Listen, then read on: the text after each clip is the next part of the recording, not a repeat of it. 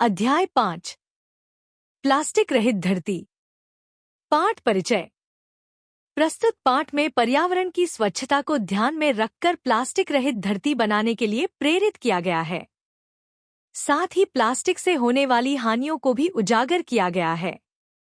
व्याख्या। इस पाठ में प्लास्टिक के बढ़ते उपयोग और उससे होने वाले दुष्प्रभावों पर प्रकाश डाला गया है। लेखक हमें यह समझाने का प्रयास कर रहे हैं कि यदि हम धरती को स्वच्छ और सुरक्षित बनाना चाहते हैं तो हमें प्लास्टिक के उपयोग को कम करना होगा। पर्यावरण की सुरक्षा हमारे जीवन के लिए अत्यंत आवश्यक है, लेकिन प्लास्टिक का अंधाधुंध उपयोग पर्यावरण को गंभीर रूप से प्रभावित कर रहा है। पाठ हमें यह बताता है कि प्लास्टिक के कारण प्रदूषण बढ़ता है और यह कई वर्षों तक नष्ट नहीं होता, जिससे यह भूमि, जल और वायु के लिए हानिकारक बन जाता है। कठिन शब्दार्थ। स्वच्छता, साफ सफाई। प्रेरित करना, किसी कार्य को करने के लिए उत्साहित करना। हानियां, नुकसान, हानि पहुंचाने वाली चीजें। उजागर करना, सामने लाना, प्रकट करना। विज्ञान ने मनुष्य को अनेक वस्तुएं प्रदान की हैं, उनमें से एक है प्लास्टिक। इस पर पानी, धूप, ठंड आदि का प्रभाव नहीं पड़ता है। इसका निर्माण शीघ्र होता है।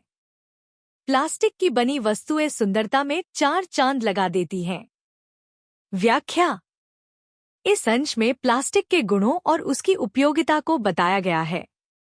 विज्ञान ने कई आविष्कार किए हैं, जिनमें से प्लास्टिक एक महत्वपूर्ण खोज है। प्लास्टिक मजबूत, हल्का और टिकाऊ होता है, इसलिए इस पर पानी, धूप या ठंड का असर नहीं होता। इसका निर्माण बहुत तेजी से किया जा सकता है, इसलिए इसका उपयोग बड़े पैमाने पर होता है। प्लास्टिक से बनी वस्तुएं सुंदर और आकर्षक होती हैं, इसलिए लोग इनका अधिक प्रयोग करते हैं। कठिन शब्दार्थ। प्रदान करना, देना। प्रभाव, असर, असर डालना। शीघ्र, जल्दी। चार चांद लगाना, सुंदरता और बढ़ा देना। छठी कक्षा में पढ़ने वाला उत्कर्ष प्लास्टिक के बारे में इतना ही जानता है। उसे प्लास्टिक की वस्तुएं इकट्ठी करने में मजा आता है। श्रेया और सुरभि उसकी दो बहनें हैं। श्रेया कॉलेज में पढ़ती है और सुरभि 10वीं कक्षा में। श्रेया प्रतिदिन स्कूल का गृह कार्य करने में उत्कर्ष की मदद करती है। व्याख्या। इस अंश में पाठ के मुख्य पात्र उत्कर्ष और उसकी बहनों का परिचय दिया गया है। उत्कर्ष छठी कक्षा में पढ़ने वाला एक जिज्ञासु बच्चा है, जिसे प्लास्टिक की चीजें इकट्ठी करने में आनंद आता है। वह प्लास्टिक के बारे में अधिक जानकारी नहीं रखता, लेकिन वह इससे आकर्षित है। उसकी दो बहनें हैं, श्रेया और सुरभि। श्रेया कॉलेज में पढ़ती है और पढ़ाई में अच्छी है। सुरभि 10वीं कक्षा की छात्रा है। श्रेया एक जिम्मेदार बहन है, जो प्रतिदिन उत्कर्ष को उसका गृह कार्य करने में सहायता करती है। कठिन शब्दार्थ। इकट्ठी करना, जमा करना। गृह कार्य, स्कूल से मिला हुआ होमवर्क। जिज्ञासु, नई चीजों को जानने की इच्छा रखने वाला।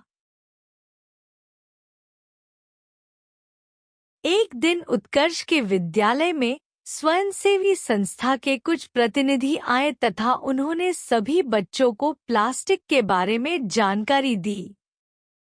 उन्होंने बताया, प्लास्टिक का ही एक प्रकार पॉलीथिलीन है, जिससे पॉलीथीन की पन्नियां बनाई जाती हैं। ये पन्नियां आरंभ में तो बहुत सुविधाजनक लगी थी, लेकिन अब इनसे होने वाले नुकसान से लोगों को जागरूक किया जा रहा है। व्याख्या। इस अंश में विद्यालय में हुई एक महत्वपूर्ण जागरूकता गतिविधि का वर्णन किया गया है, जिसमें उत्कर्ष और अन्य बच्चों को प्लास्टिक और उसके दुष्प्रभावों के बारे में जानकारी दी जाती है। उत्कर्ष के विद्यालय में एक स्वयंसेवी संस्था के प्रतिनिधि, कार्यकर्ता आए, जिन्होंने बच्चों को प्लास्टिक के उपयोग और उसके प्रभावों के बारे में बताया। शुरुआत में ये पॉलीथीन की पन्नियां बहुत सुविधाजनक लगी, क्योंकि वे हल्की, मजबूत और सस्ती होती हैं। लेकिन अब लोगों को इन पन्नियों से होने वाले नुकसान के बारे में जागरूक किया जा रहा है, क्योंकि यह पर्यावरण को गंभीर रूप से प्रभावित कर रही हैं। कठिन शब्दार्थ। प्रतिनिधि किसी संस्था की ओर से जानकारी देने वाला व्यक्ति। जागरूक करना, सचेत करना, जानकारी देना। उत्कर्ष ने घर आकर श्रेया दीदी को सारी बातें बताईं। दीदी बोली, मुझे यह पहले से ही पता है। अब उत्कर्ष सुरभि दीदी के पास पहुंचा। उसने ध्यान से उत्कर्ष की बात सुनी। उत्कर्ष ने पूछा, दीदी, यह पॉलीथीन कैसे बनता है? सुरभि बोली, प्लास्टिक बहुलक होते हैं। प्लास्टिक का ही एक प्रकार पॉलीथिलीन है, जो कि थर्मोप्लास्टिक होता है। व्याख्या। इस अंश में उत्कर्ष के घर लौटने के बाद वह अपनी बहनों को प्लास्टिक के बारे में सीखी हुई बातें बताता है। उत्कर्ष ने श्रेया से चर्चा की, लेकिन वह पहले से ही प्लास्टिक और पॉलीथीन के बारे में जानती थी, इसलिए उसे नए तरीके से कोई जानकारी नहीं मिली। फिर उत्कर्ष ने सुरभि से पूछा कि पॉलीथीन कैसे बनता है। सुरभि ने उत्कर्ष को पॉलीथीन के निर्माण के बारे में जानकारी दी और उसने बताया कि प्लास्टिक बहुलक पॉलीमर होते हैं और पॉलीथीन एक प्रकार का थर्मोप्लास्टिक है। थर्मोप्लास्टिक ऐसे पॉलीमर होते हैं जिन्हें किसी भी आकार में आसानी से ढाला जा सकता है, जैसे पॉलीथीन। कठिन शब्दार्थ। पॉलीथिलीन प्लास्टिक का एक प्रकार जो पॉलीथीन की पन्नियां बनाने में प्रयोग होता है। थर्मोप्लास्टिक वह प्लास्टिक जो गर्म करने पर किसी भी आकार में ढाला जा सकता है। पॉलीथिलीन से पन्नियां बनाई जाती हैं, जिन्हें हम पॉलीथीन की पन्नियां कहते हैं।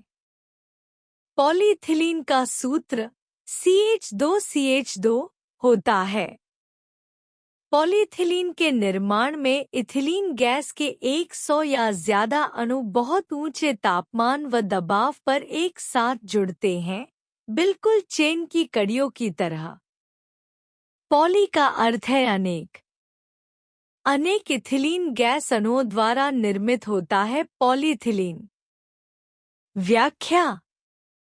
इस अंश में पॉलीथिलीन के निर्माण प्रक्रिया के बारे में बताया गया है। पॉलीथिलीन से पॉलीथीन की पन्नियां बनाई जाती हैं, जिन्हें हम आमतौर पर पॉलीथीन के नाम से जानते हैं। पॉलीथिलीन का रासायनिक सूत्र CH2CH2 है। इसका मतलब यह है कि यह इथिलीन गैस के अणुओं से बना होता है। पॉलीथिलीन के निर्माण में इथिलीन गैस के 100 या उससे ज्यादा अणु एक साथ जुड़कर एक लंबी चेन श्रृंखला बनाते हैं। पॉली का अर्थ है अनेक, अर्थात कई अणु मिलकर पॉलीथिलीन बनाते हैं। कठिन शब्दार्थ। सूत्र रासायनिक रूप से किसी पदार्थ की संरचना का संकेत। इथिलीन गैस एक प्रकार की गैस जिससे पॉलीथिलीन बनाया जाता है।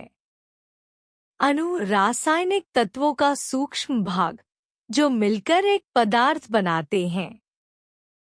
पॉलीथिलीन के सूत्र में C कार्बन को, H हाइड्रोजन को दर्शाता है, N अणुओं का नंबर है जो जुड़कर इसे बनाते हैं।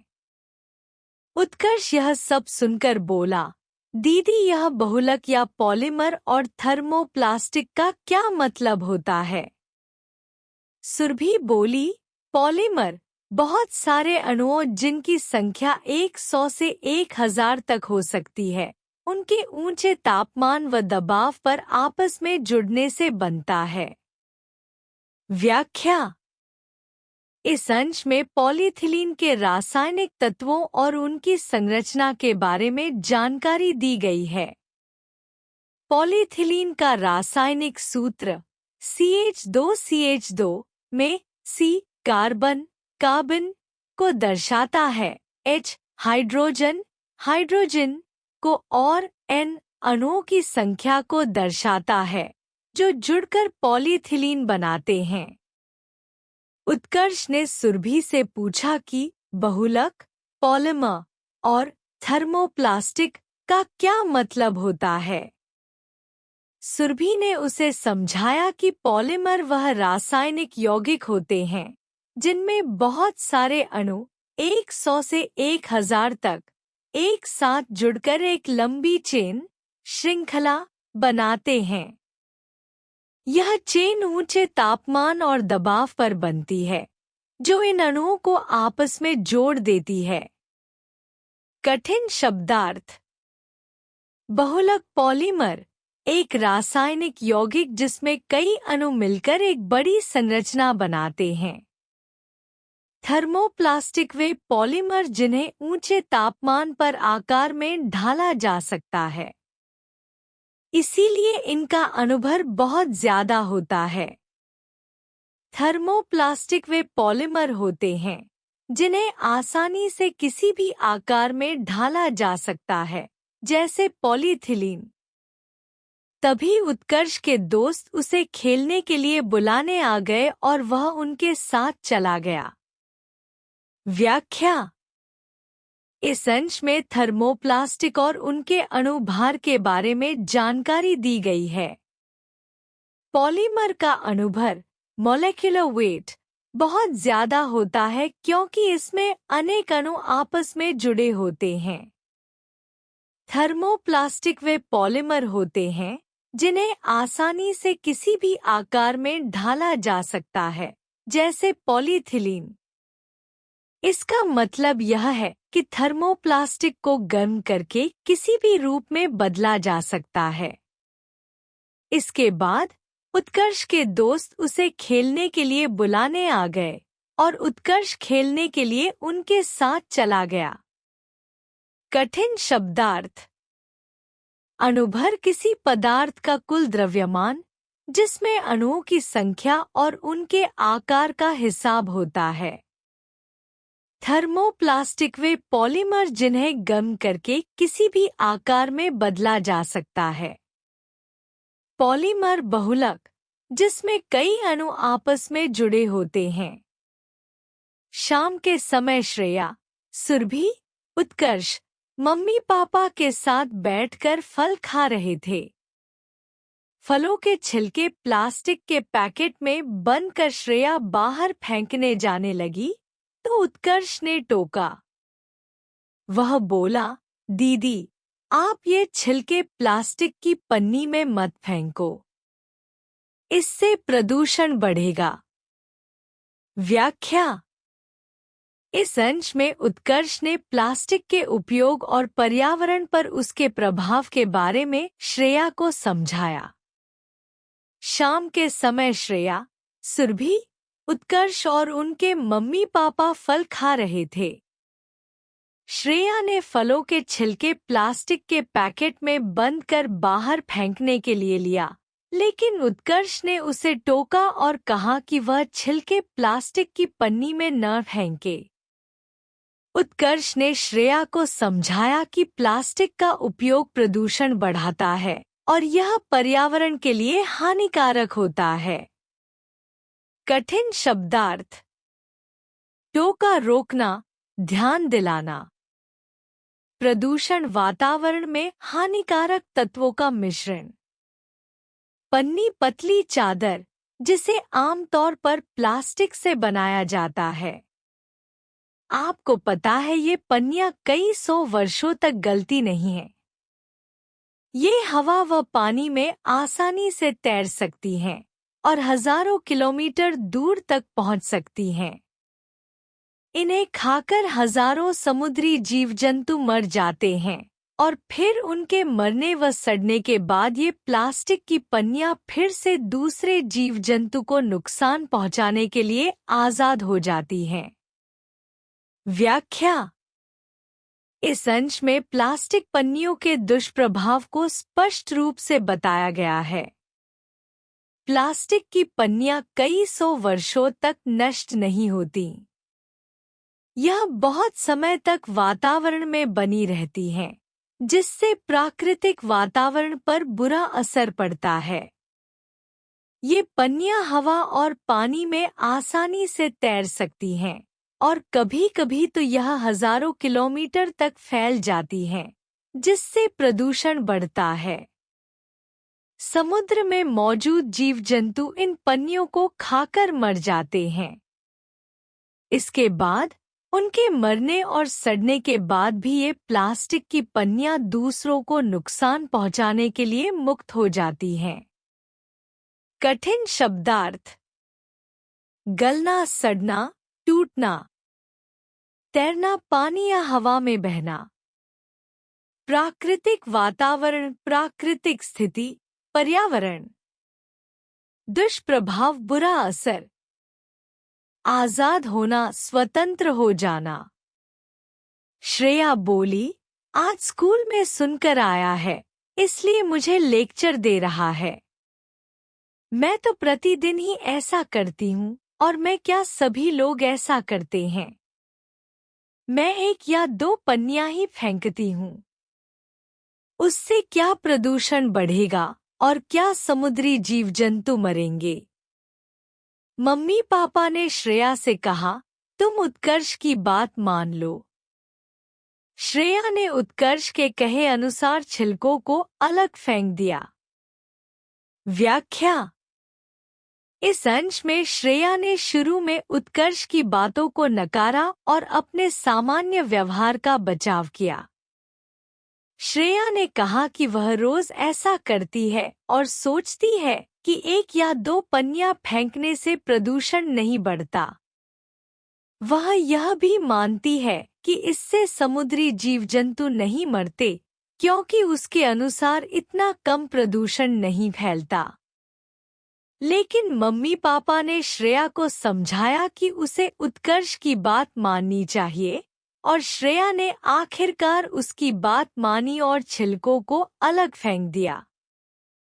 कठिन शब्दार्थ: लेक्चर देना, किसी को समझाना, उपदेश देना। प्रदूषण, वातावरण में हानिकारक तत्वों का मिश्रण। नकारना, न मानना, अस्वीकार करना। बचाव करना, अपनी बात का समर्थन करना। मानना, स्वीकार करना, स्वीकार करना। रात्रि में पूरा परिवार घूमने निकला। रास्ते में सड़क पर बिखरी हुई और हवा के साथ उड़ती हुई पन्नियों को देखकर उत्कर्ष का ध्यान आज पहली बार उनकी ओर गया। स्कूल में उसे बताया गया था कि ये पन्नियां स्थान की सुंदरता नष्ट करने के साथ साथ प्राकृतिक रूप से सड़गलकर नष्ट नहीं होती। इनमें हानिकारक रासायनिक डाई होती है, जिसके कारण गहरे रंग की पन्नियों में रखा खाद्य पदार्थ भी दूषित हो जाता है।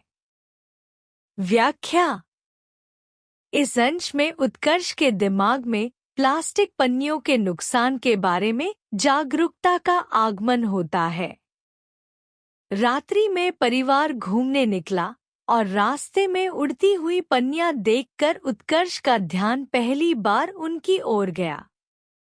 स्कूल में उसे प्लास्टिक पन्नियों के दुष्प्रभावों के बारे में बताया गया था, और अब वह खुद देखता है कि ये पन्नियां केवल स्थान की सुंदरता को नष्ट नहीं करती, बल्कि प्राकृतिक रूप से सड़ने के बजाय इन पन्नियों का नष्ट होना बहुत लंबा समय लेता है। प्लास्टिक पन्नियों में हानिकारक रासायनिक डाई, रंग होती है, जिससे गहरे रंग की पन्नियों में रखा खाद्य पदार्थ दूषित हो जाता है। यह बताता है कि प्लास्टिक का पर्यावरण और मानव स्वास्थ्य पर गहरा नकारात्मक प्रभाव पड़ता है। कठिन शब्दार्थ: रासायनिक डाई, रंग देने के लिए उपयोग की जाने वाली रासायनिक सामग्री। दूषित, खराब, अपवित्र। सड़गलना, टूटकर खराब होना, सड़ना। हानिकारक, जो नुकसान पहुंचाने वाला हो। यदि इन्हें जलाया जाए तो इनसे निकली जहरीली गैस सांस की तकलीफें उत्पन्न करती है। इन पन्नियों के कारण पानी की निकासी रुकने पर नाले, सीवर इत्यादि बंद हो जाते हैं और मच्छरों को पनपने का मौका मिल जाता है। उत्कर्ष ने गायों को पैकेट में बंद फलों के छिलकों को खाते हुए देखा था। गायें पैकेट समेत छिलकों को खा रही थी। उत्कर्ष को याद आया कि ये पन्नियां पशुओं की आंतों में फंस जाती हैं, जिससे सैकड़ों पशुओं की दर्दनाक मौत हो चुकी है।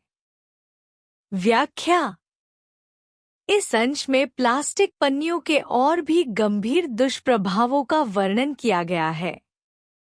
प्लास्टिक की पन्नियां जलाने पर उनसे निकली जहरीली गैसें हमारे स्वास्थ्य के लिए खतरनाक होती हैं और यह गैसें सांस की तकलीफें उत्पन्न कर सकती हैं। प्लास्टिक पन्नियां जब नाले और सीवेज सिस्टम में फंस जाती हैं, तो पानी की निकासी रुक जाती है, जिससे नाले और सीवर बंद हो जाते हैं और मच्छरों को पनपने का मौका मिल जाता है। उत्कर्ष ने देखा कि गायें फलों के छिलकों के साथ प्लास्टिक के पैकेट भी खा रही थी और यह देखकर उसे याद आया कि प्लास्टिक पन्नियां पशुओं की आंतों में फंस जाती हैं, जिससे सैकड़ों पशुओं की दर्दनाक मौत हो चुकी है। यह बताता है कि प्लास्टिक न केवल पर्यावरण बल्कि जानवरों और हमारे स्वास्थ्य के लिए भी बेहद हानिकारक है। कठिन शब्दार्थ: जहरीली गैस, हानिकारक गैस जो स्वास्थ्य के लिए खतरनाक हो।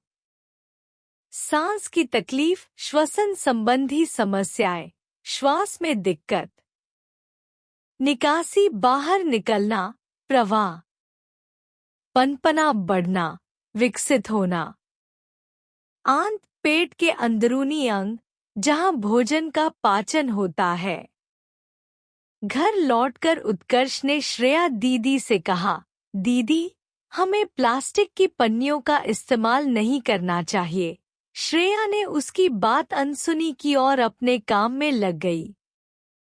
व्याख्या: इस अंश में उत्कर्ष का अपनी बहन श्रेया को प्लास्टिक के नुकसान के बारे में समझाने का प्रयास दिखाया गया है। उत्कर्ष ने श्रेया से कहा कि हमें प्लास्टिक की पन्नियों का इस्तेमाल नहीं करना चाहिए, क्योंकि उसे अब प्लास्टिक के पर्यावरण और स्वास्थ्य पर होने वाले प्रभावों का ज्ञान हो चुका था। लेकिन श्रेया ने उसकी बात अनसुनी कर दी और अपने काम में व्यस्त हो गई। यह अंश यह दिखाता है कि कभी-कभी लोग दूसरों की सलाहों और चेतावनियों को अनदेखा कर देते हैं, भले ही वह सलाह सही हो। कठिन शब्दार्थ: अनसुनी करना, न सुनना, न ध्यान देना। व्यस्त होना, काम में लग जाना, किसी कार्य में समय लगाना। चेतावनी, सलाह, सावधानी देना। कुछ दिन बाद पूरा परिवार दार्जिलिंग गया। श्रेया ने बहुत सारी खाने पीने की चीजें अलग अलग प्लास्टिक के पैकेटों में बंद करके अपने साथ रख ली। तीनों बच्चे खाते पीते अत्यंत सुंदर प्राकृतिक दृश्यों को देखते हुए दार्जिलिंग पहुंचे।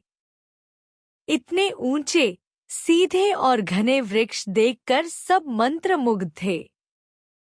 व्याख्या: इस अंश में श्रेया और उसके परिवार की यात्रा का वर्णन किया गया है। कुछ दिन बाद पूरा परिवार दार्जिलिंग, एक पहाड़ी स्थल, गया और श्रेया ने खाने पीने की चीजों को अलग अलग प्लास्टिक पैकेट्स में पैक कर लिया। यात्रा के दौरान तीनों बच्चे आनंद से खाते और प्राकृतिक दृश्यों का आनंद लेते हुए दार्जिलिंग पहुंचे। दार्जिलिंग में जब उन्होंने ऊंचे, सीधे और घने वृक्ष देखे तो वह सब मंत्रमुग्ध हो गए। यह अंश यह दर्शाता है कि परिवार ने प्राकृतिक सुंदरता को देखा और उसे महसूस किया, लेकिन प्लास्टिक के पैकेट्स का उपयोग किया गया, जो बाद में पर्यावरण के लिए हानिकारक हो सकता था। कठिन शब्दार्थ। दार्जिलिंग भारत का एक प्रसिद्ध पर्वतीय स्थल जिसे पर्यटकों द्वारा पसंद किया जाता है। मंत्रमुग्ध, हैरान, मोहित होना, आकर्षित होना। प्राकृतिक दृश्य, प्राकृतिक सौंदर्य, प्रकृति के दृश्य। चाय बागान पर रुकते ही श्रेया एक दुकान पर कुछ खरीदने के लिए रुकी। दुकानदार ने उसे अखबार में लपेटकर सामान दे दिया। श्रेया बहुत ध्यान से सामान लेकर लौटी और सुरभि से बोली, एक प्लास्टिक की पन्नी भी नहीं दी, यदि अखबार फट जाता तो। तभी उत्कर्ष ने सामने एक बोर्ड की तरफ इशारा किया। व्याख्या। इस अंश में श्रेया के व्यवहार में बदलाव और उसकी सोच का बदलाव दिखाया गया है। चाय बागान पर रुकते समय श्रेया ने एक दुकान पर कुछ सामान खरीदा और दुकानदार ने उसे प्लास्टिक के बजाय अखबार में लपेट कर दिया। श्रेया ध्यान से सामान लेकर लौटी और सुरभि से कहा कि दुकानदार ने प्लास्टिक की पन्नी नहीं दी और वह सोच रही थी कि अगर अखबार फट जाता तो क्या होता। यह दिखाता है कि श्रेया की सोच में अब बदलाव आ रहा था।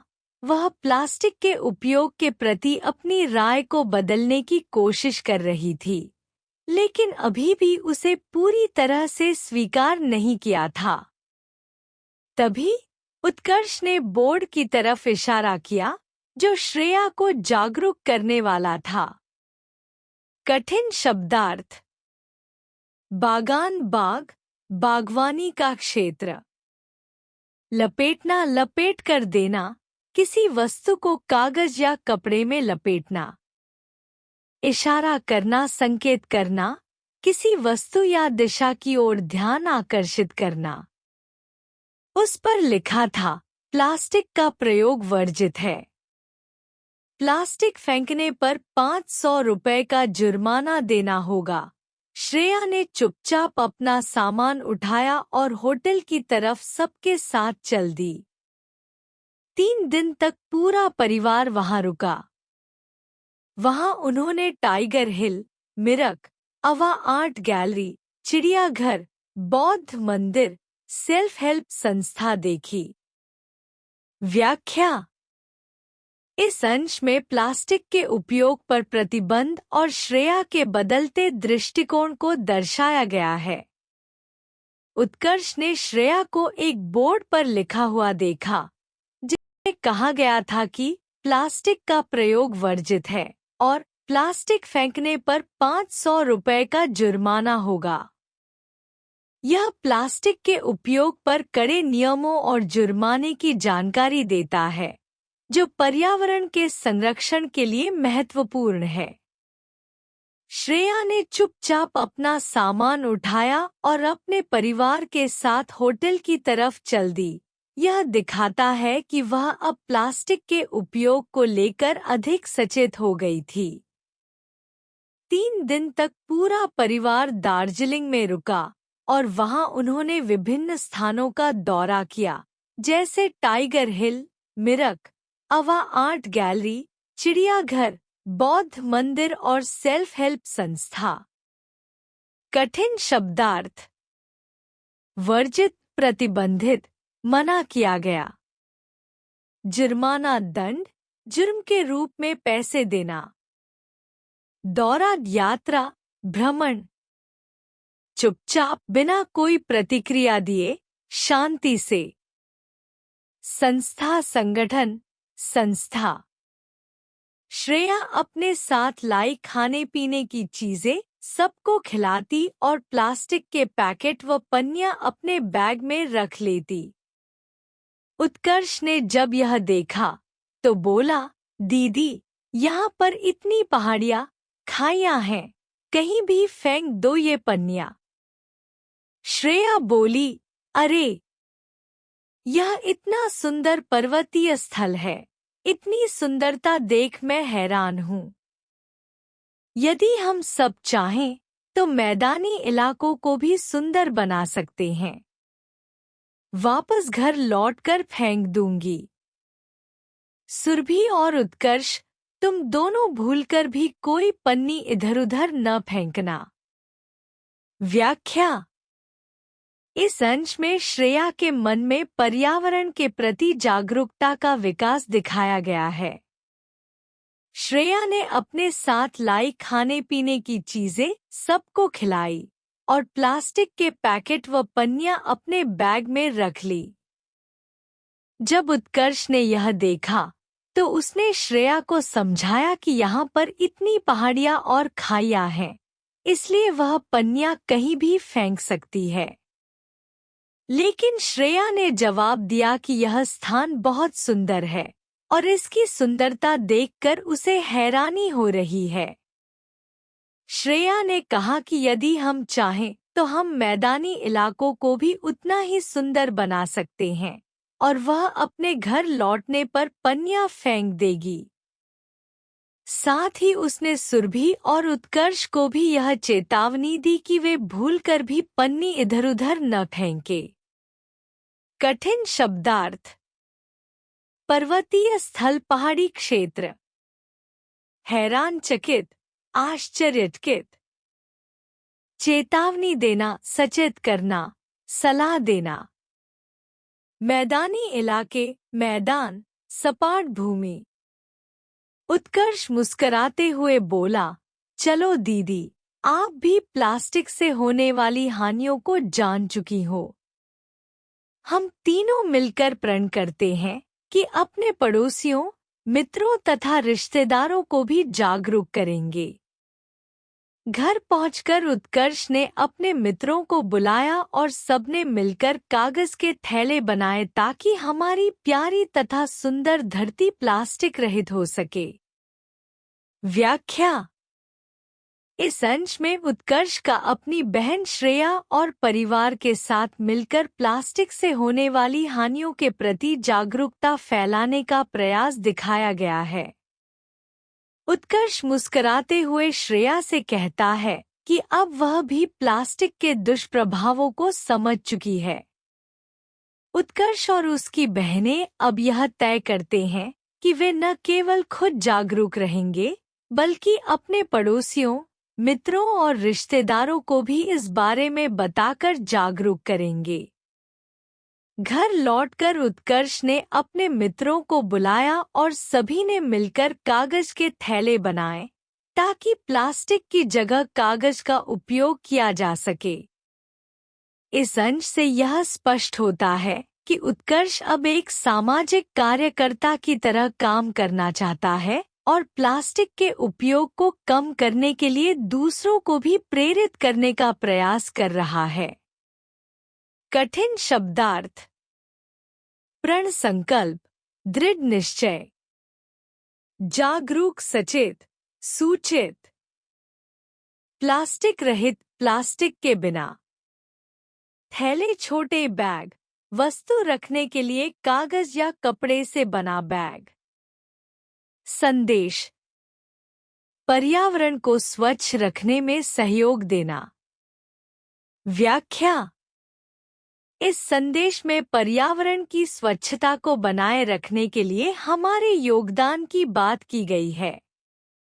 यह संदेश हमें यह समझाता है कि हमें अपने आसपास के पर्यावरण को स्वच्छ रखने के लिए सक्रिय रूप से काम करना चाहिए।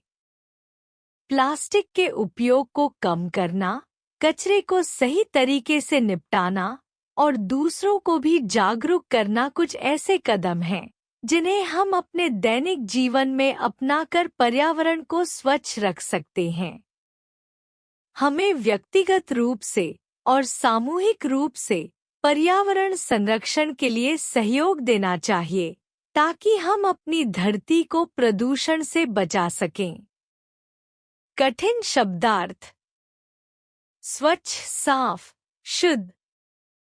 सहयोग, मदद, साझेदारी। पर्यावरण हमारे आसपास का प्राकृतिक वातावरण। निष्कर्ष, समरी। प्रस्तुत पाठ में स्मरण शक्ति को बढ़ाने के उपायों का वर्णन किया गया है। लेखक बताते हैं कि हमारी स्मरण शक्ति कमजोर होने का मुख्य कारण ध्यान का अभाव है।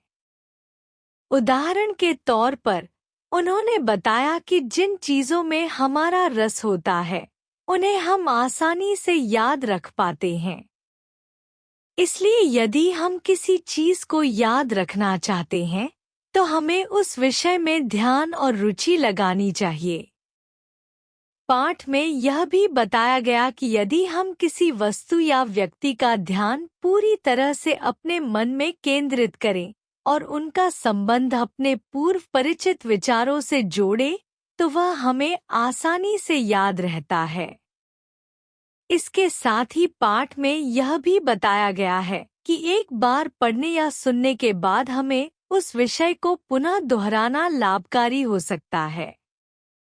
इसलिए स्मरण शक्ति बढ़ाने के लिए ध्यान और संसर्ग स्थापित करना आवश्यक है। मुख्य संदेश, मेन मैसेज। स्मरण शक्ति को बढ़ाने के लिए हमें पहले उस विषय में रुचि और ध्यान लगाना चाहिए। यदि हम किसी वस्तु या विचार पर पूरी एकाग्रता से ध्यान केंद्रित करें और उसे पूर्व परिचित विषयों से जोड़कर सोचें, तो वह हमें लंबे समय तक याद रहता है।